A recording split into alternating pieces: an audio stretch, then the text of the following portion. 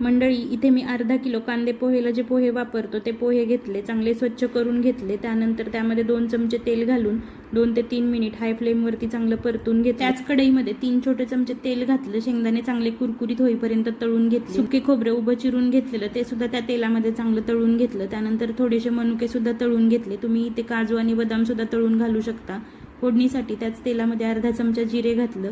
त्यानंतर 2-3 बारीक चिरून घेतलेल्या हिरव्या मिरच्या, कढीपत्ता घातला. चांगला कुरकुरीत होईपर्यंत तळून घेतला. फोडणी थोडीशी थंड करून त्यामध्ये अर्धा चमचा हळद आणि चवीनुसार मीठ घालून मिक्स केलं. त्यानंतर पोहे आणि बाकी तळून घेतलेले सगळे पदार्थ घातले, चांगले मिक्स करून घेतले. त्यानंतर चटपटीतपणा येण्यासाठी 2 चमचे पिठी साखर घातली.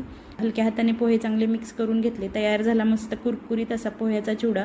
पॅकेट्समधले पदार्थ देण्यापेक्षा मुलांना मधल्या वेळेत खाण्यासाठी हे नक्की महिनाभर हवाबंद डब्यात आरामात टिकतो. तुम्ही सुद्धा एक घास खा.